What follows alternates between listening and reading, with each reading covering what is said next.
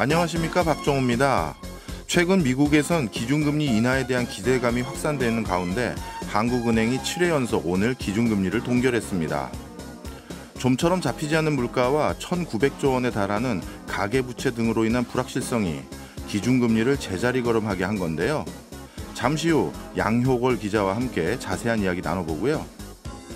지난밤 외교의 전설 헨리 키신저 전 미국 국무장관이 세상을 떠났습니다. 키신저는 그야말로 미중 관계의 산 증인이라 할 수 있습니다. 그래서인지 중국에서도 키신저 전 장관의 타계 소식에 애도의 물결이 이어지고 있습니다. 얼핏 해빙의 기운이 감도는 것 같은 미중 관계. 오늘 이슈 플러스에서 박승찬 용인대 중국학과 교수님 모시고 자세한 이야기 나눠보도록 하겠습니다. 11월 30일 목요일 박정우의 손에 잡히는 경제 플러스 광고 듣고 시작합니다. 오늘 막 들어온 경제 뉴스를 따끈따끈하게 전해드리는 갓 잡은 경제 시간입니다. 오늘은 MBC 양효걸 기자가 브리핑해드립니다. 어서 오세요. 안녕하세요. 오늘 갓 잡은 경제 소식 단연코 하는 소식이겠죠? 맞습니다. 일단 오늘 한국은행이 금리를 결정하는 금융통화위원회를 열고 금리를 동결하기로 결정했고요. 현 기준금리 3.5% 수준을 그대로 유지하기로 했습니다. 지난 2월부터 7번 연속으로 이제 동결을 한 겁니다. 사실 시장에서는 이번에도 기준금리를 동결할 것이다라는 예상이 대부분이었잖아요. 맞습니다.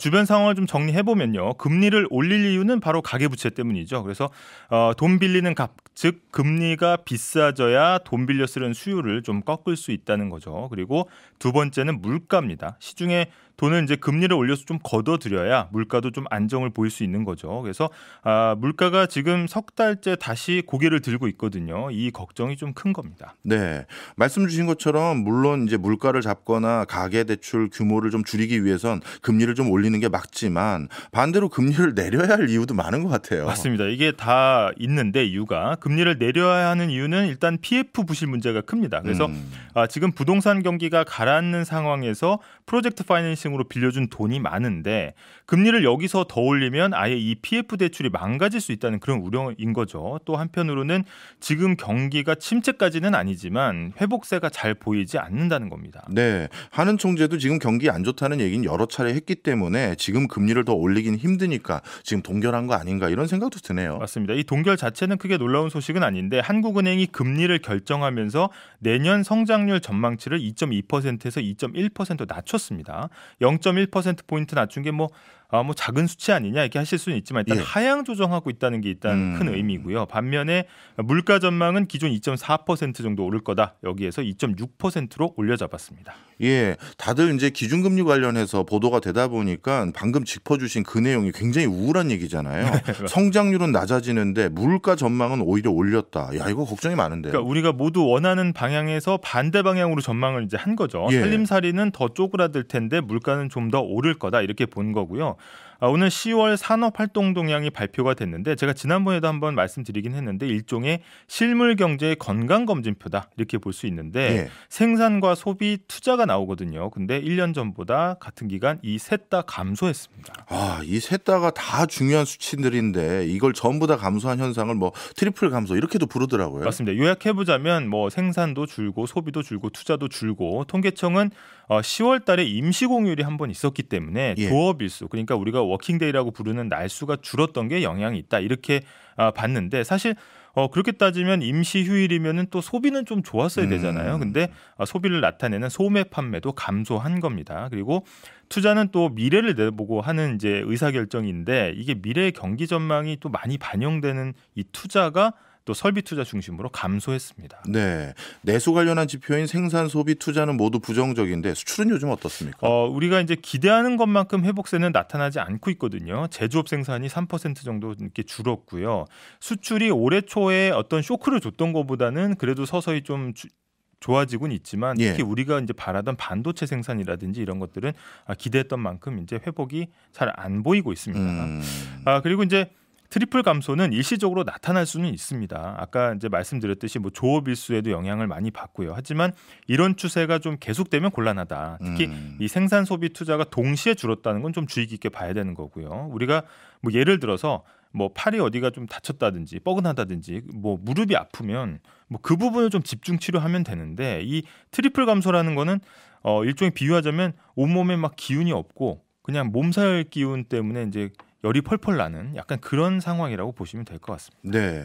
어찌 보면 올리기도 낮추기도 애매한 그런 상황에서 금리 동결을 선택할 수밖에 없었구나. 저는 그렇게 해석도 되네요. 맞습니다. 이 금리는 동결을 했지만 한은이 그럼 지금 상황을 어떻게 보느냐 이것도 굉장히 중요한데 이창용 한은 총재가 이제 브리핑에서 금통위원 6명 모두 금리를 그대로 유지하는 데는 동의했다. 하지만 이 중에 4명의 위원은 앞으로 물가가 어떻게 될지 모르니까 상방은 터놔야 된다. 그러니까 3.75%까지 금리를 올릴 수 있는 가능성을 남겨놔야 된다. 이렇게 이야기했다는 겁니다. 아, 그렇군요. 세부 위원들 입장에서는 어찌 보면 우리가 흔히 매파라고 부르는 네. 긴축을 강조하는 그런 분위기가 반대로 좀 경기 부양을 신경 써야 되는 거 아니냐라는 비둘기파보다도 더 앞선 거네요. 맞습니다. 이게 오늘 금통위가 있기 전부터도 사실 이번에도 가계부채 그러니까 긴축을 강조하면서 금리를 동결하는 매파적인 동결이 될 거다 이런 예상들이 많았거든요. 거의 그대로 결정이 나온 겁니다.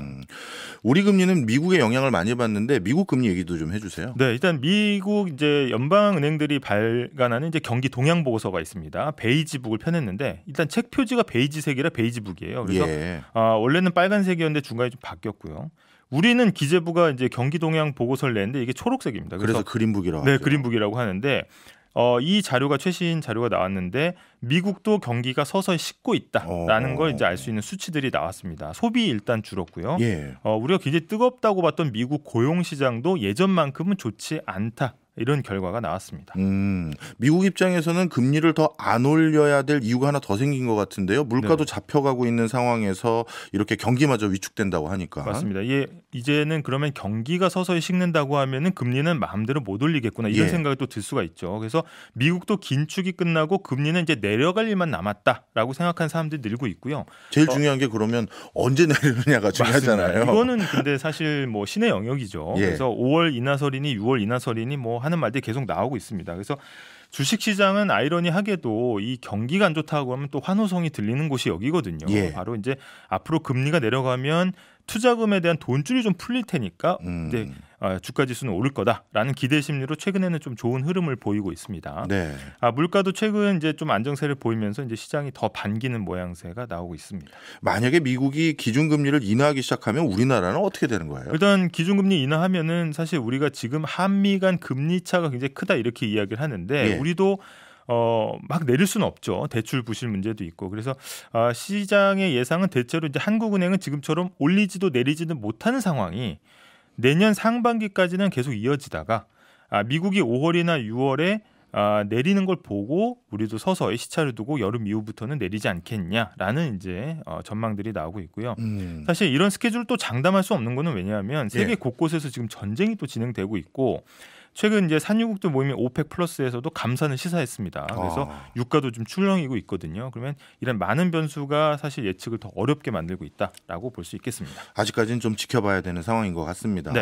다음 소식으로 넘어가 볼까요? 네, 이번에는 국내 OTT 시장 이야기인데 많은 분들이 소식 들으셨겠지만 OTT 시장의 격변을 앞두고 있습니다. 일단 OTT 하면 독주하고 있는 채널이 하나 있잖아요. 그래서 넷플릭스죠. 막강한 자본력으로 물량 공세하고 있는데 지금 우리가 이제 지표 중에 월간 활성 이용자 수라는 게 있습니다. MAU라는 게 그게 넷플릭스가 거의 1,200만 명에 달합니다. 일단 독주하고 있고 그 뒤로 뭐 쿠팡 플레이가 뭐 527만 명, 티빙이 510만 명, 그다음에 웨이브가 한 400만 명을 넘습니다.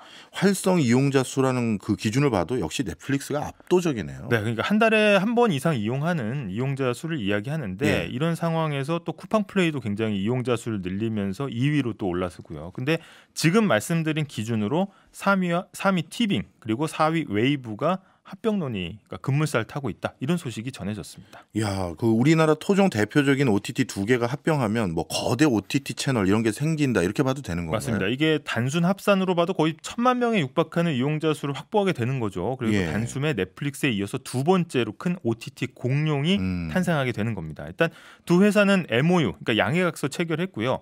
본 계약은 내년 초로 이루어질 거라고 밝혔습니다. 그런데 계약 주체는 또 웨이브의 대주주인 SK 스퀘어와 티빙의 대주주인 CJ ENM입니다. 네, 이렇게 채널이 커지면 뭐 넷플릭스처럼 엄청난 투자할 수 있는 뭐 그런 규모의 경제 이런 거 기대할 수 있는 겁니까? 네, 일단 합병 배경을 두고 여러 가지 분석이 나오는데요. 일단 치열하게 콘텐츠 경쟁을 하고 있는 와중에 제작비는 계속 올라가고 그럼 이걸 회수를 해야 되는데 각자 채널에서 수백만 명의 이용자가 있긴 하지만 그걸로 부족하다는 겁니다. 그래서 더 많은 이용자들에게 한꺼번에 좀 뿌리면서 비용 대비 수익을 좀 뽑아내야 되는데 앞서 말씀하신 것처럼 규모의 경제를 노린 거죠. 지금 독주하고 있는 넷플릭스와 경쟁을 해야 되는데 사실상 경쟁이 힘들고 다른 토종 OTT하고도 싸워야 되니까 이거는 어렵다. 이거는 결국 합칠 수밖에 없다. 이렇게 이제 판단한 걸로 보입니다. 그렇군요. 일단 몸집 크게 불려놓고 넷플릭스하고 경쟁하겠다 그거군요. 네, 그리고 아주 현실적인 이유도 있습니다. 제작비 아까 말씀드렸는데 투자 대비 수익을 좀 크게 거두지 못하고 이 경쟁만 치열하니까 적자가 좀 많이 쌓였습니다. 티빙은 뭐 거의 작년에만 1,000억 원의 적자가 생겼거든요. 영업 손실이. 웨이브도 작년에 1,200억 원 적자를 봤으니까 이 적자가 계속 나니까 오리지널 콘텐츠는 또 만들기 좀 어렵고 그리고 밖에서 좀 철진한 콘텐츠를 들여와서 틀어야 되는데 이런 이용자들은 그러니까 볼 게 없다. 이런 또 불만이 나오고 있는 겁니다.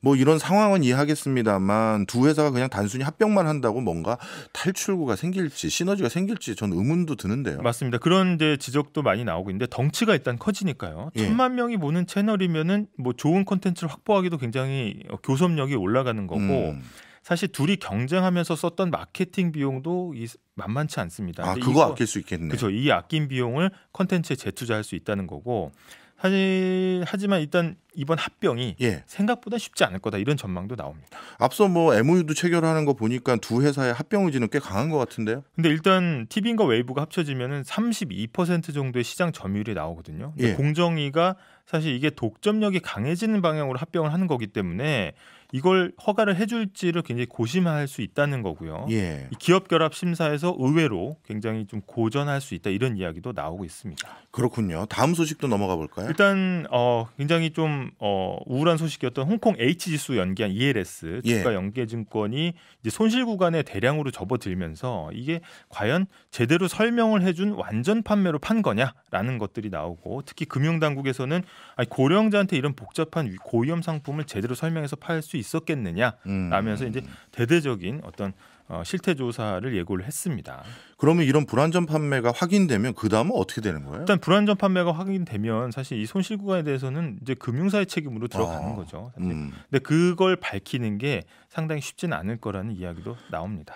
마지막으로 짧게 한 소식만 더 전해주시죠. 일단 주요 시중은행들이 12월 한 달간 모든 가계대출에 대한 중도상환 수수료를 안 받기로 했습니다. 알겠습니다. 이렇게 중도상환 수수료를 안 받는다는 것도 뭐 그나마 본인들이 위험한 일 저지르니까 면피하려고 하는 거 아닌가 생각도 드네요. 뭐 가계부채를 좀 줄이고자 하는 의미가 가장 크고요. 중도상환 수수료를 낮춰줌으로써 일단 은행들이 연간 이걸로 벌어들인 수익이 한 3천억 원이 넘습니다. 그렇기 때문에 일단 뭐 상생을 강조하던 금융당국 입장에서는 일단 가시적으로 할 수 있는 것부터 좀 압박을 한 걸로 보입니다. 네, 알겠습니다. 지금까지 양효걸 기자였습니다. 고맙습니다. 감사합니다.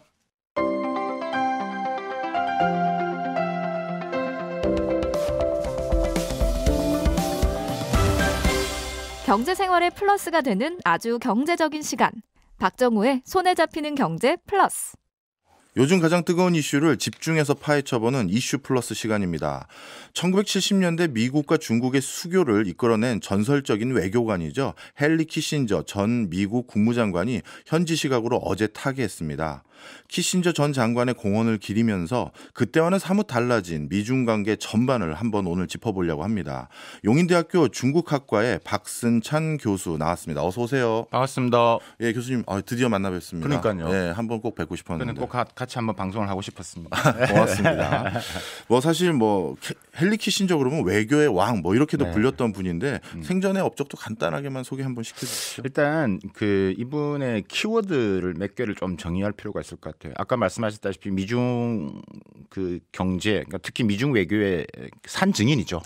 그래서 일단 그런 키워드. 그래서 사실 이분이 또 여러 가지 업적도 많지만 미국 내에서 여러 가지 또 비평도 많이 받았습니다. 친중파라는 또 인사가 져가지고 왜냐하면 공직생활 나오고 또 미국과 중국 간 여러 연결고리를 많이 했기 때문에 두 번째는 이분이 또 노벨 평화상도 받았죠.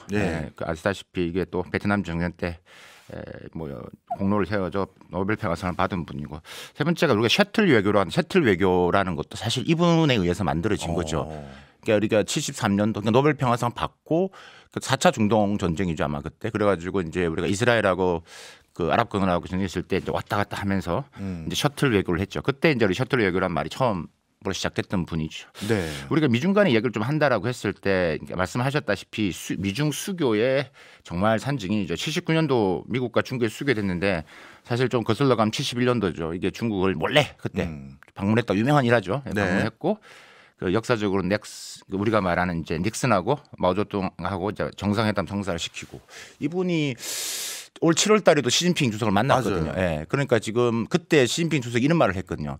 중국을 미국 고위 관료 중에서 100번을 왔다 갔다 한 사람은 당신밖에 없다. 그래서 우리 14억 인민의 라오펑요다. 라오펑요다. 오래된 친구란 말. 그래서 지금 중국 내에서도 여러 방송에서 지금 계속 보도를 하고 있는 게 아무래도 지금 미중 관계에서 그런 역할을 했고 그다음에 지금 과교 역할을 했던 사람이다 보니까 지금 이제 분위기가 좀 그런 것 같습니다. 예, 말씀 주신 것처럼 헨리 키신저가 어떻게 보면 정상적인 어떤 그 뭐랄까 현직에서 활동했을 때와는 달리 지금은 미중 관계가 예전과는 사뭇 다른 것 같아요. 네. 특히 요즘은 기조가 좀 헷갈립니다. 예를 들어서 얼마 전에 미국 국무장관이 방문을 직접 중국에 했거든요. 그런데 우리한테는 아니 이제 앞으로 중국산 물건 우리 안 쓰고 중국산 부품이나 원자재도 들어간 걸 가져오면 우리 미국이 수입 안 하겠다. 뭐 이런 기조가 있어서 이제 점점 냉각되나 싶다 했는데 미 국무장관이 5년 만에 또 현직자는 방문을 한 적이 있단 말이에요. 도대체 완화되고 있는 건지 미중 간의 갈등이 높아지고 있는 건지 어떻게 해석해야 돼요? 참 이 부분에서 우리 매체에서도 조금 왔다 갔다 하시는 것 같아요. 네. 오늘 제가 정확하게 방향성을 또 잡아드리겠습니다. 그러니까 미중 간에는 디커플링 영역, 즉 완전히 따로 가는 영역이 있고 네. 디리스킹 영역, 지금 이야기하는 그러니까 지금 계속 중국과 협력이 필요한 영역이 있다. 그러면 이제 우리가 관심 있는 것은 디커플링인데 사실 이거는 좀 설명을 드리면 우리가 이제 미국에서는 전력 승수라고 하는데, 그러니까 force multiplier라는 말을 쓰는데, 그러니까 앞으로의 미래 4차 산업혁명은 20%의 기술이 80%의 경제 역량을 다 책임지게 될 것이다라는 겁니다. 그 20%에 해당되는 게 미국은 세 가지로 분류를 하고 있죠. 그 첫 번째가 첨단 컴퓨팅 관련된 기술. 예. 거기에는 이제 우리가 많이 듣던 반도체, AI, 양자 정보 기술. 이런 분야는 무조건 중국과 따로 간다. 네. 그러니까 앞으로 뭐 미국과 중국, 그러니까 뭐 바이든이든 트럼프든 시진핑 주석하고 만났을 때 어떤 이야기가 주고받더라도 이거는 그냥 제껴놓고 보시면 됩니다. 두 번째, 우리가 생명공학이라 바이오 쪽이죠. 그러니까 식량 안보, 백신 이쪽 분야에서도 중국과 따로 간다. 네. 그다음에 이제 그린테크 분야입니다. 우리가 이야기 많이 하는 뭐 차세대 에너지죠. 전기차, 배터리 이 분야도 따로 간다. 그러니까 지금은 우리가 지금 반도체만 뭐 AI만 보고 계신데 앞으로 미국의 행정 명령이나 여러 가지 정책적인 방향성이 지금 말씀드렸다시피 바이오테크 그다음에 그린테크 분야로 계속 갈 것이다. 그러면 계속 어제 만났는데 미국이 또 제재 나오네. 이건 뭐지? 이상할 리 없다는 거. 이거는 그대로 간다. 네네. 그러면 디리스킹 분야는 미국이 필요하다는 겁니다. 예를 들면 뭐 이런 거죠. 예를 든다면 지금 관세 아직까지 안 낮췄지만 미국 입장에서 지금 대중국한테 지금 고일 관세를 좀 이걸 낮춰야 되냐 말아야 되냐. 지금은 미국산 그러니까 메이드 인 차이나가 들어와야지만 미국의 물가를 잡을 수 있고 완화시킬 수 있기 때문에 필요하고 또 중국도 지금은 수출이 계속 마이너스인 입장이기 때문에 만약에 고일 관세 낮추면 지금 중국도 좋고 미국도 좋고 그러니까 지금 바이든 입장에서는 내년 1분기, 2분기 지금 경제 지표가 내년 11월 달에 대선에 매우 중요한 역할을 하기 때문에요. 지금은 대내적인 요인, 그다음에 대외적인 지금은 중동 전체 보고 있지 않습니까? 하마스 전쟁 마찬가지지만 이게 지금 미 국무장관이 바로 왕이 외교부 장관 전화해서 도와달라 한 이유도 그만큼 영향력이 있다라는 거죠. 네. 그런 측면에서 이제 뭐 이래서는 디리스킹 분야, 그러니까 이제 중국과의 그런 관계를 계속 해 나가겠다. 그래서 네.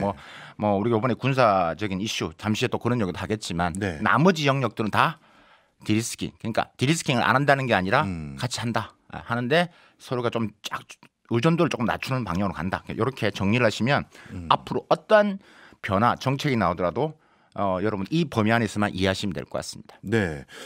그런데 이제 이게 실제 조금 더 들어가 보면 어렵더라고요. 예를 들어서 무역에 있어서는 디리스킹으로 서로 간의 존재를 인식하고 상호 보완적인 관계를 유지하려는 목적은 있습니다만 무역이라는 것도 제로섬 게임인데 거기에서 좀 더 우호적인 환경을 구축하기 위해서는 뭔가 자신의 교섭력을 높일 수 있는 수단이 있어야 되는데 그렇죠. 그게 디커플링 분야하고도 또 막 뭐 맥을 같이 하는 게 많잖아요. 그러니까 지금 말씀하셨다시피 맥을 같이 한 지금 제가 말씀드린 세 가지 영역을 말씀드렸지 않습니까? 네. 그 영역 부분에서는 해당되는 부분에서는 지금은 첨단 컴퓨팅만 해당되는데 나머지 부분에서는 결을 같이 보시면 안 되고 그 부분은 계속 무역이나 투자나 이런 부분에서 디커플링이 돼서 계속 간다라고 보시는 게 맞고 예. 지금 우리가 지금 이야기하는 여러 미중 간의 무역량에서 이 비중도 중요하지만 나머지 여러 가지의 일반 서민들에게 도움이 되는 일반 전통 무역에서 이런 부분에서는 아마도 계속 이제 지금은 고율 관세 지금 하고 있는데 지금 바이든이 지금 고율 관세를 지금 여러 가지 내부적으로 여러 가지 고민을 많이 할 겁니다. 그런데 네. 이건 눈치를 볼 수밖에 없죠. 예. 이거는 일단은 예를 들어서 이번에 독재자란 말을 했지 않습니까? 예. 막 끝나자말자. 예. 근데 그것은 결국은 내년 대선을 위한 거. 내년 대선을 위해서는 아까 중국의 도움도 지금 실적도 중요하지만 이 중국을 때리면 때릴수록 계속 지지는 올라가거든요. 특히 예. 미 의회에서의 여러 가지 안 좋은 의견이 있기 때문에. 알겠습니다. 네. 광고 잠깐 듣고 다시 네. 모시겠습니다. 잠시 후 광고 듣고 2부로 돌아오겠습니다. 요즘 가장 뜨거운 이슈를 집중해서 파헤쳐보는 이슈 플러스 함께하고 계십니다. 지금 용인대 그 교수님께 이것저것 여쭤봤는데 우리 박승찬 교수님께서 중요한 그 포인트를 하나 알려주셨습니다. 앞으로 미중 관계를 헷갈려 할 때는 디커플링 영역과 디리스킹 영역 이 두 가지를 나눠서 구분해서 이해하면 갈지자 행보가 아님을 쉽게 알 수 있다 이 말씀을 주셨습니다. 교수님 마저 여쭤보면 내년이 미국 대선이 있기 때문에 미국 입장에서는 지금 어떻게 보면 취약해진 상황 아닌가요? 그렇죠.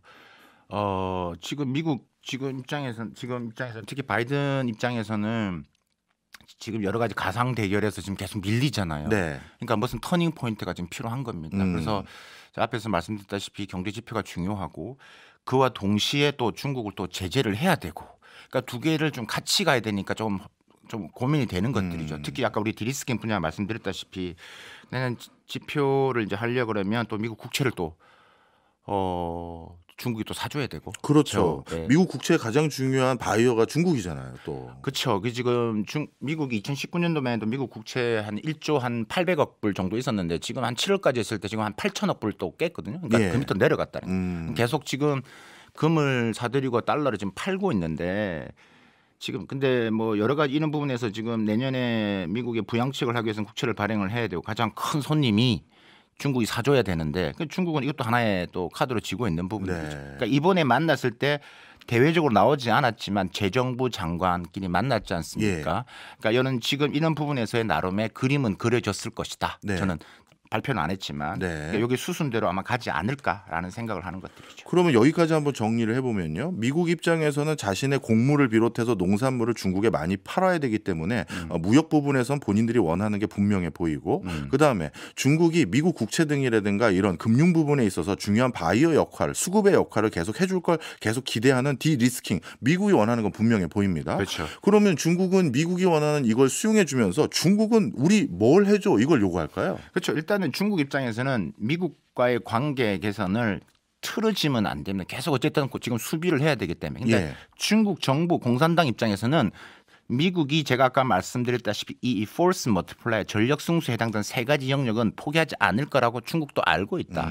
근데 그걸 선을 가능한 좀 유화적으로 만들려는 게 첫 번째. 예. 두 번째 중국도 수출을 해야 됩니다. 예. 중국 경제가 지금 일단은 뭐 또 경제 얘기를 또 하겠지만 지금 소비가 옛날 같지가 않은 상태에서 뭐 소비가 중국 전체 GDP에 차지하는 비중이 큰데 지금 뭐 안 되고 있죠. 네. 근데 수출이 어느 정도 좀 이렇게 메꿔주지 않으면 힘든 거죠. 사실 올해 5% 경제도 솔직히 제가 볼 때는 꾸역꾸역 맞춰놓은 거다라고 저는 보는 것들이죠. 예. 그래서 수출이 되는 게 중요하고 그다음에 다른 영역에서의 지금 이제 진행하는 게 중요하고요. 나중에 이제 지금 이렇게 하면서 또 중국이 속내내 익을 겁니다. 예. 내년도 대선의 판이겠죠. 지금 내년 대판을 지금 판을 굴리고 있겠죠. 많은 제가 이제 다른 방송에 물어봤을 때 이런 질문을 많이 하시거든요. 중국은 시진핑은 누구를 원할까요? 그렇네요. 바이든을 원할까요? 트럼프를 원할까요? 야. 이게 중요하거든요. 네. 근데 이게 사실 좀 다른데 무슨 말씀이냐면 사실 중국 정부 입장은 지금 바이든의 행정 부분에서는 사실 구멍이 있습니다. 그러니까 사실 빠져나갈 수 있는 우회적인 방법이 있다라는 것들. 예. 그래서 그렇기 때문에 이번에도 자꾸 이제 근데 공화당은 자꾸 해라고 그러죠. 그러니까 반도체 제재할 때도 좀 틈을 넣었답니다. 그리고 나서 화웨이가 7나노폰을 만들고 나서 레거시 반도체, 일반 반도체까지 다 지금 제재하는 갔거든요. 네. 그러니까 중국 입장에서는 지금 어떻게 보면 사실 바이든이 좀 뭐 불편했었는데 해보니까 틈을 준다. 근데 만약에 공화당이 되고 만약에 트럼프가 되면 예. 저는 개인적으로 이런 표현을 자주 쓰는데 묻고 떠불러 가. 더 몰아붙이는 네, 거예요? 묻고 떠불러 가.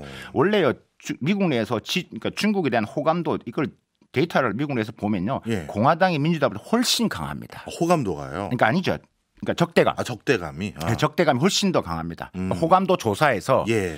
공화당이 민주당보다 훨씬 더 싫어한다는 이야기죠. 예. 그래서 지금 만약에 이제 트럼프가 들어오면 컴백을 하면 지켜보니까 내가 예전에 트럼프가 아니야. 바이든 보니까 동맹이나 여러 가지 이런 방법론이 조금 통하더라. 예. 아픈 데를 잘 찌르더라. 예. 그러면 그것을 받고 그다음에 내가 누구야? 트럼프야. 그럼 관세를 또 때리는 겁니다. 근데 이번에 관세가 만약에 조정이 한다더라도 트럼프 되면 또 바뀝니다. 그래서 내년이 매우 중요한 연도입니다. 그러니까 지금 중국 입장에서는 지금을 계산을 했을 때 지금은 좀 제 생각에는 좀 트럼프보다는 바이든이 가는 게 좀 나을 거라고 보고 있는 것 같고 예. 그다음에 이제 이걸 통해서 수출을 해서 일단 경제적을 푸시를 하는 게 중요하다. 네. 자연스럽게 중국 경제 상황으로 한번 넘어가 보겠습니다. 요즘 중국 소식 들으면 뭐 불안하고 뭐 망하고 채권을 못 갚았다 이런 소리만 많아요. 요즘 중국의 내부 상황은 좀 수습이 돼가고 있나요? 이게 지금 중국 경제 보는 여러 가지 이제 게 있는데, 그러니까 일단은 좀 정리를 좀 해야 될 게 제가 좀 정리하면 중국 우리가 수출, 투자, 소비를 이야기했잖아요. 네. 그러니까 지금 수출 안 된다고 말씀을 드렸어요. 예. 그러니까 투자는 이번에 지난번에 이제 양적 한 1조 위안을 풀었는데 그게 이제 4분기 때 한 5천억 위안이 가고 내년 1분기 때 5천 위안이 갑니다. 근데 지방 정부로 가서 이제 메꾸고 하는데 그게 영향을 미칠 것이고 내년 1분기도 그 영향을 미칠 네. 것입니다. 그러면 중국 아까 소비를 말씀을 드렸는데 소비가 중국의 과거의 10년의 성장은 우리가 이제 수출을 메이드 인 차이나 수출을 통해 했다라면 지금 우리가 보고 있는 최근 한 7, 8년의 중국 경제는 거의 소비가 부양을 합니다. 그러니까 소비가 중국 경제 성장의 GDP에 차지하는 비중을 보시면 2021년도만 해도 한 66%, 심할 때 2020년도는 거의 70%까지 중국 GDP를 공헌도입니다. 기여도입니다. 근데 작년에는 얼마 됐냐? 예. 35.4% 반토막 났습니다. 그러니까 지금 중국 경제 가장 큰 것은 무엇이냐면 삼불이라고 하는데 불신, 불안감, 불확실성. 이게 제일 심한 거죠. 그러니까 돈을 안 쓰는 거죠. 예. 그래서 이제 이 부분들에 대한 게 가장 이제 어떻게 하면 이것을 올릴 것이냐 이게 핵심인 것 같고요. 말씀하셨던 지금 뭐 여러 가지 부동산 뭐 이렇게 이슈도 내년도 부동산 이슈가 뭐 대두되겠지만 네. 매년마다 부동산에 이렇게 망한 이슈는 계속 터져 나온다. 하지만 우리가 봤던 헝다나 그다음에 비교한 이런 대기업들은 여러 형태로 중국 정부가 이게 수순이 해결한 방법이 있거든요. 예. 그걸 이제 해결할 것이다. 그런데 이게 중국의 시스템 리스크로는 절대 가지 않는다. 절대 회복돼서는 안 됩니다. 여러 이제 미국에서 나오는 네. 부분에서의 말들을 왜냐하면 그걸 가지고 돈을 버는 칙이 있습니다. 그게 미국의 월가 자본이. 예. 그러니까 그걸 좀 현명하게 보셔야 되는데 우리가 오는 소스가 다 그런 거기 때문에 오늘 방송에 다 드리지 못한 이야기 좀 많이 있긴 한데 예. 그래서 이제 계속 나오지만 그걸 가지고 중국 경제가 막 무너질 것처럼 금융위기가 날 것처럼 이렇게 이해하는 것은 너무 과한 해석이다. 왜냐하면 이것만 살짝 여쭤볼게요. 네. 월가는 중국의 불확실성도를 높이는 뉴스를 많이 어떻게 보면 확산하면 이득을 어떤 식으로 볼까요? 일단은 예를 들면 이런 거죠. 뭐 예를 들면 주관사 이번에 비교한 주관사가 JP 모건이거든요. 예. 근데 비교안이 안 좋을 때 홍콩에 상장됐을 때 예. 이제 어나운서를 합니다. 상황이 안 좋다. 그리고 주가가 바닥을 칩니다. 0.6 정도, 0.6 홍콩 달러 등. 예. 그리고 JP 모건이 한 1억 9천만 주를 사들입니다. 그 사이에. 네. 그리고 좀 좋아지면 팔고. 네. 그러면 그 돈이 어마어마하죠. 그러니까 저는 어떻게 보냐면 이 공산당 자본과 월가 자본은 계속 결탁되어 있습니다. 월가 자본이 여러분 아시는 대표적인 게 우리 같은 골드만삭스죠. 골드만삭스가 다 그 출신들이 다 백악관 들어갔습니다. 그렇죠. 그럼 그 사람들이 다 공산당 자본과 중국 정부와의 백악관과의 가교 역할을 하는 거죠. 이런 얘기 재밌는데 이거는 네. 뭐 네네네. 뭐 다른 것도 여쭤봐야 될 게 많아서요. 그러니까 내년도 중국 경제 성장률을 한국은행 총재께서는 오늘 발표 때 한 4%대로 생각한다 하거든요. 네. 그럼 내년도 중국 경제는 그렇게 좋다고 생각할 수는 없는 거죠? 그렇죠. 왜냐하면 우리가 중국 그렇죠. 우리 그의 근거는 뭐냐면 중국 경제가 안 좋을 거란 배경하에서 이렇게 이야기를 하는 거거든요. 네. 중국 GDP가 1% 성장할 때마다 보통 우리나라 0.2 정도가 연동된다고 보거든요. 그렇기 때문에 안 좋을 것을 보고 이제 지금 그런 베이스를 까는 거다라고 하는 거고 내년도 일단은 뭐 IMF도 그렇고 일단 올해는 5% 사실 5%도 초반기에 한번 돌아가 보십시오. 그때 5% 이야기 안 했습니다. 예. 저는 그때 초에도 진정 방송할 때 정말 5% 된다고 얘기를 했었거든요. 꾸역꾸역 맞는다. 그래서 내년에는 이제 한 4.56 정도를 이제 보고 있는 거고 이제 그 관건이 이제 수출까지 아까처럼 도와준다면 예. 되지 않을까 좀 될 것 같습니다. 예. 이런 상황에서 최근 중국 업체가 특히 중국의 부동산과 또는 건설과 관련된 업체들이 내수가 워낙 불확실하다 보니까 너무 파괴적인 수준의 가격 공세를 통해서 한국의 인더스트리에 여러 가지 좀 부담감을 주는 형태로 너무 덤핑 가격 수준으로 덤비는 경우가 있어요. 어떤 업종요? 대표적으로 석유화학 업종 같은 경우인데요. 우리가 건설 내외장재 같은 경우는 사실 이게 한국산인지 중국산인지 우리는 잘 구분을 못 하잖아요. 맞아요.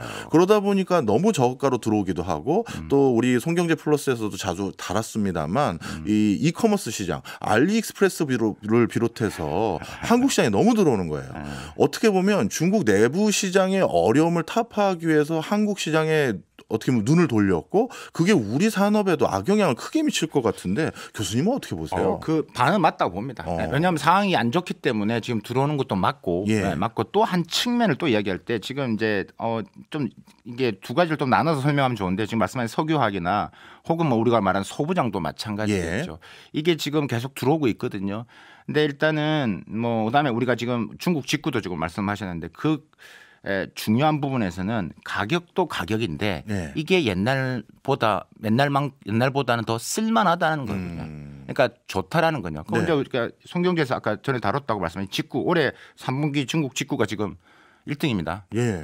뭐 반을 차지합니다. 그렇더라고요. 50%. 이게 처음 있는 일입니다. 예. 충격이죠. 우리가 직구하면 미국이죠. 어떻게 중국입니까? 맞아요. 말이 안 되는 거거든요. 근데 네. 왜 이렇게 변하느냐?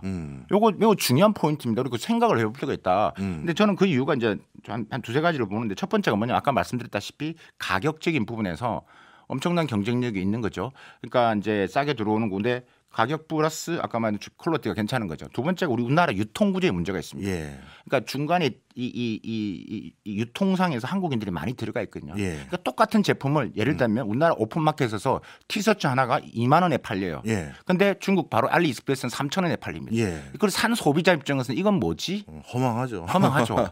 그러니까 이제 이런 부분이 있기 때문에 그러니까 이런 구조에서 이런 문제 생겼고 세 번째가 중국이 이제 뭐 특히 이제 직구 같은 경우 패션 의류 쪽 같은 경우는 뭐 광저우나 이런 데 가보시면 생태계가 엄청나게 초밀합니다. 그러니까 우리가 테무도 그렇고요. 알리익스프레스도 마찬가지고 미국에서 테무가 앱 다운랩 1위입니다. 네. 어마어마합니다.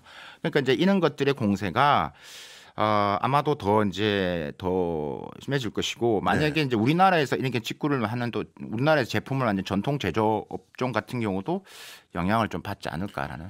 여기에 대해서 좀 이렇게 좀 더 큰 틀에서 여쭤볼게요. 네. 제가 예전에 뭐 예전 정권이 박근혜 정권 때를 봤더니 그때는 시진핑이 주최하는 여러 행사에 우리가 초대가 되면 네. 우리가 위치가 시진핑 주석의 근처에 서 있는 모습들을 많이 봤습니다. 그런데 점점 지금은 어떻게 되냐면 얼마 전에 오펙 회의 때도 우리는 정상회담 좀 해보려고 했는데 만나지도 못했잖아요. 중국에게 한국이란 나라는 이제 어떻게 바뀌어가나요? 참 큰 문제인데요. 예. 이거는 진짜 토론을 한번 해야 될 문제. 중국 입장에서 한국은 매우 중요합니다. 네. 그러니까 당연히 필요하고 지금처럼 대한민국 갖고 있는 역량, 그러니까 우리가 지금 우리가 공급망이 지금 분절화되고 미국 주도의 공급망, 중국 주도의 공급망, EU 주도의 공급망이 분절하는 상태에서는 특히 중국은 원치 않기 때문에 네. 특히 한국이 갖고 있는 역량이 있기 때문에 하려고 하는데 그 가장 긍정에는 정치 외교적인 아젠다가 분명히 자리 잡고 있습니다. 그러니까 뭐 흔히 중국이 제일 민감하게 생각하는 그러니까 대만 문제라든지 이게 자꾸 이제 툭툭 튀어 나오지 않습니까? 이거는 이제 이 대만 문제는 중국 공산당의 명분입니다. 예. 이걸 해결하지 않으면 그러니까 혹자는 그런 말이죠. 만약에 타이완 문제가 대만 문제가 27년도까지 안 되면 사연임도 될 수 있다 이런 이야기도 계속 있거든요. 그러니까 이슈가 계속 지금 우리 국내에서 계속 나왔잖아요. 그러니까 좀 기분 나쁜 측면이 있는 거죠. 가장 첫 번째가 이제 그런 부분에서의 그러니까 정치 외교적 이슈가 지금 경제를 덮어버린다. 일단 그렇게 가장 큰 이슈를 설명드릴 수 있을 것 같아요. 그럼에도 불구하고 한중 관계의 경제 협력은 매우 중요하다. 중요하고 근데 지금 뭐 말씀하셨다시피 이번에도 사실 못 만난 이유는 뭐 제가 여러 칼럼에도 썼지만 일단 아젠다 설정이 없는 것들이죠. 그러니까 중국과 우리가 중국과 정상회담을 하려고 해도 중국 입장에서 어떤 아젠다를 원하는데 연다고 했을 때 그럼 우리는 지금 북한 이슈밖에 없거든요. 그러면 중국 입장에 북한 이슈는 똑같은 원론적인 이야기거든요. 뭐 쌍궤병진이라든지 뭐 쌍중단 이런 식의 말을 할 거기 때문에 그럼 중국 입장에서 그런 게 아니라 조금 더 경제적인 이야기를 또 한다든지 어차피 이거는 우리가 정치 외교 이런 것들은 다 입장차가 다르기 때문에 그럼 경제 협력을 하는데 우리는 지금 거기 다 올인을 해버린 상태. 그러니까 좀 아젠다 설정이 서로가 안 맞는 거지. 그래서 자꾸 이제 뭐가 핀트가 안 맞는 거죠. 그럼 아젠다만 잘 맞출 수 있으면 예전처럼 뭐라 할까요? 중국이 예전에 한국을 좀 배려하는 듯한 이미지를 제가 많이 받았거든요. 근데 요즘 제가 전혀 못 받아요. 그러니까요. 그런 게 다시 회복된다, 복구될 수 있을까요? 그러면 이제 아까 말 정치 외교적인 아젠다죠. 그러니까 아까 말씀드렸다시피 이제 이 정치 외교적인 아까 대만 이슈. 그러니까 이런 민감한 부분에서는 뭐 이게 절대 바뀌지 않는 거예요. 중국은 그런 부분에서는 이번에도 뭐 영국 가서도 이제 그런 이슈가 나왔고 그래도 또 중국에서 또 난리가 났고 근데 그렇게 한번 이게 중국 시저면 기업들 지방 정부에서 알아서 이해하는 거죠. 그러니까 조심스럽게 한국과 협력을 논하는 것들이죠. 근데 그게 안타까운 부분들이죠. 그건 그거고 예전에도 그랬다는 거죠. 근데 예전에 그걸 이슈화를 안 시켰을 뿐이고 그게 자꾸 이제 그걸 경제를 덮어버리니까 좀 아쉬움이 있긴 합니다.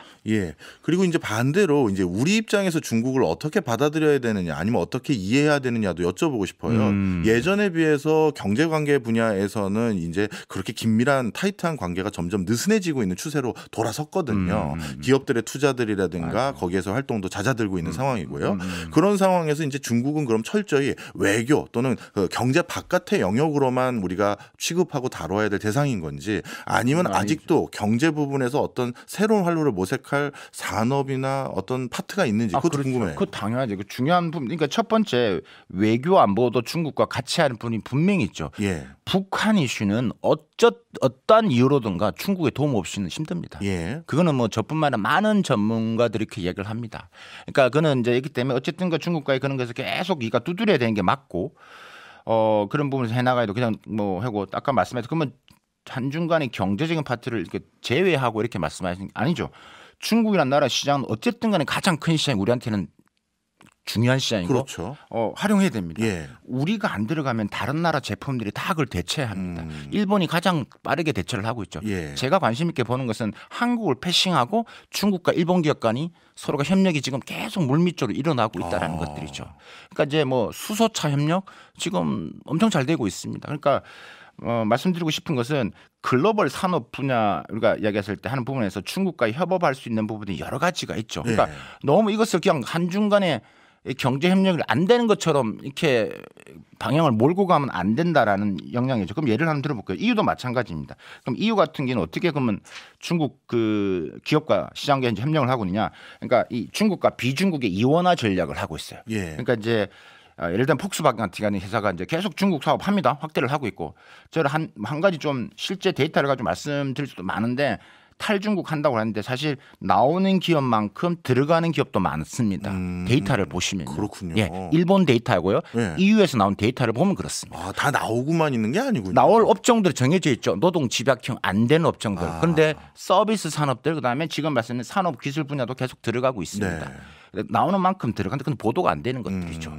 근데 어쨌든 그런 분인데 예를 들면 지금 중국에 있는 반간첩법 이슈가 나오고 조금은 부담스러워하죠. 그러니까 이제 폭스가 뭔가 어떻게 하냐면 이제 분리를 합니다. 그러니까 이제 우리가 데이터의 디커플링이라고 하는데 그러니까 예를 들면 자율주행차 같은 경우 중국의 반도체 자율주행 반도체 관련 기업이 그러니까 호라이즌 로보틱스라는 회사가 있어요. 그 회사랑 합작 기업을 만들어요. 그 미국의 대중 제재를 피해서 만드는 제품은 중국 내에서만 생산을 이용합니다. 그러니까 중국과 비중국을 아예 분리하는 거죠. 중국 시장만이 가지는 게 워낙 그 시장이 볼륨이 크기 때문에. 그러니까 우리가 이 이 가까운 세계에서 가는 큰 시장을 이용을 안 한다는 것은 정말 어리석은 생각이다. 방금 굉장히 중요한 질문을 제가 생각이 났습니다. 폭스바겐 얘기를 들어보니까 지금 여러 가지 국제적인 정세 속에서도 중국이라는 시장을 절대 무시할 수 없기 때문에 나름대로 묘수를 둬서 중국과의 합작회사를 통해서는 중국 내부에서 판매하는 건 그렇게 만들고 다른 건 다른 식으로 대응하는 그런 전략을 취하는 것 같은데 그게 중국과 비중국 이원화 전략이라고. 그렇죠. 근데 이제 우리 입장으로 돌아가면요. 최근 들어선 우리가 이렇게 인식하시는 분도 계실 것 같아서요. 뭐냐 하면 미국의 IRA법이라든가 이런 걸 통해서 우리 2차 전지 업종이라든가 많은 회사들이 전부 다 투자를 이미 시작을 했거나 투자 시작 직전까지 와 있는데 우리는 그러면 그냥 너무 한쪽 말을 따른 게 아니냐. 어떻게 보면 폭스바겐 예를 들어주신 것처럼 우리도 중국과는 다른 형태로든 어떻게든 관계 설정을 하는 게 적합하지 않았느냐. 거기에 대해서는 어떻게 생각하세요? 지금 미국 엔비디아도 중국에 맞는 반도체를 만들겠다는 걸 회피해서 만들겠다는 거 아니겠습니까? 그러니까 저희 입장에서 더 지금 당혹스러운 거죠. 예. 그러니까 이게 그래서 제가 이제 항상 이야기하는 전략 외교, 국익 외교 이게 균형 외교가 필요한 부분들이라는 거죠. 만약에 지금 하나의 예를 들어볼게요. 지금 우리가 이런 공급망이 아주 지금 이제 분절화되고 지금 IPF 우리가 전반적으로 이런 공급망 이거 경제 안보라는 측면에서 지금 우리가 들어갔고 지금 하고 있지 않습니까? 네. 만약에 트럼프 돼봐요. 어떻게 됩니까? 그럼 바로 없앤다는 거 아니겠어요? 그런 표현 많이 했죠. 예, 예. 그리고 말을 하는 거니까 내가 당선되면 바로 하겠다. 우리가 지금 모르지만 예. 그러니까 이런 지금 부분에서 만약에 이렇게 다 올인했을 경우 이게 나중에 이 기업 입장에서 매우 혼란스러울 수도 있는 상황이거든요. 그래서 기업이 좀 걱정이 많이 되는 것 같아요. 사실 제가 이제 미국에 있을 때도 우리 반도체 기업이나 좀 같은 기업들하고 다 이렇게 인터뷰를 하고 했어요. 현장에서 본 느낌은 고민이 많습니다. 이야기하기 힘든 부분. 이게 만약에 보조금을 준다 하지만 만약에 공화당이 됐을 경우 예. 이게 그냥 그렇게는 안 나올 수도 있다. 그다음에 결국 이건 미국 반도체 산업을 키워주는 거고 미국의 이 반도체 엔지니어를 더 키워주는 거고 더 늘려주는 것이다. 우리가 이렇게 거기 들어가서 나중에 이게 정말 이게 뭐 안 좋은 이야기로 이게 지금 다 좋게 해주고 우리만 해주는 이런 상황에 몰릴 가능성 이런 거에 대해서 기업들은 말은 못하지만 그런 네. 속내를 이제 이야기하다 보니까 이제 한다는 이야기죠. 그래서 이런 것들에 대해서 이건 사실 기업이 할 수 있는 게 아니거든요. 그러니까 정부가 좀 방향성을 좀 정확하게 이야기해야 될 것 같고 그래서 뭐 아닌 것은 아니다라고 이제 분명히 이야기해야 될 것 같고 만약에 이제 또 하나 더 나아가서 말씀드리면 만약에 예전에도 바이든 행정부 이런 게 있었는데 예. 그 기업들 정말 뭐 이 내부 정보까지 달라고 그랬거든요. 예. 그러면 트럼프 때는 더 강할 수도 있습니다. 그럼 지금 투자했는데 어떻게 하겠어요? 예. 그렇죠. 그게 또 발목 잡힌 게 돼버린 거니까. 그다음에 이게 포화 상태 이게 산업이 포화가 되면요 물건 안 팔리면 반도체 하나 공장 짓는데요. 지금 우리가 보조금 받는 20억, 30억 불, 100억 불이 넘습니다. 그러니까 그거는 사실 의미가 큰 건 아니거든요. 계속 이게 돈을 벌어야 되는 입장에서. 그러면 우리 어떻게 해야 될까요? 이제 슬 정리를 한번 해야 되는데요. 미국 입장에서는 가장 큰 소비 시장을 가지고 있는 곳에서 그리고 우리에게는 경제 외적으로도 상당히 많은 관계가 설정되어 있는 미국에서 우리 땅에 공장 지어 그래야지만 우리 산다 이렇게 했기 때문에 안 할 수도 없었고 그리고 이제 대중 뭐랄까요? 강경 노선을 만들기 위한 진영 논리에서 한국도 들어오라는 제스처를 많이 취한 상태에서 이걸 무시하기도 어렵고 그렇다고 중국이란 큰 시장을 또 못 본 척할 수도 없고 어떻게 할까요? 이거 뭐 제가 정부나 뭐 매체나 여러 군데서 듣는 질문이고 정말 큰 이슈죠. 네. 그러니까 일단은 저는 우리 일단은 뭐 기업들 측면에서는 아까 우리 기업 이야기 한다면 아까 말씀드렸다시피 절대 중국산 포기하자면 안 된다. 그래서 아까 말씀드렸다시피 중국과 비중국 이원화 전략하셔야 되고요. 예. 정부 역할은 뭐냐면 우리의 첨단 기술 미국이 하는 것처럼 육성도 해야 되고 보호도 해야 되고 연대도 해야 됩니다. 예. 같이 가야 됩니다. 예. 그래야지만 중국도 우리한테 함부로 하지도 못할 것이고 그래서 그런 역할을 해야 되기 때문에 그러니까 뭐 지금 벤치마킹 우리가 하는 유럽도 독일, 프랑스, 일본 하고 있는 모습을 보면 딱 우리가 할 수 있는 게 보입니다. 근데 우리는 너무 이제 한 방향으로 가기 때문에 그래서 아까 말씀드렸다시피 전략 외교, 국익 외교, 균형 외교가 필요하다는 말씀을 다시 한번 드리고요. 이야기하려면 또 길어지기 때문에 네. 하겠습니다. 다음에 또 한번 빨리 모셔야 네. 되겠는데요. 알겠습니다. 오늘 너무 좋은 그 해안 공유해 주셔서 감사합니다. 지금까지 용인대 박승찬 교수였습니다. 고맙습니다. 감사합니다.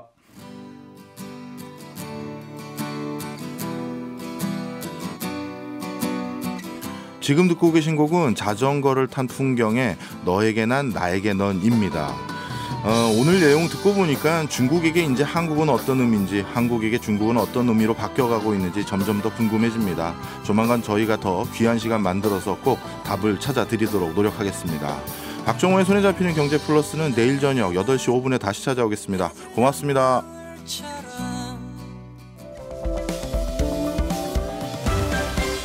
경제 생활의 플러스가 되는 아주 경제적인 시간. 박정호의 손에 잡히는 경제 플러스.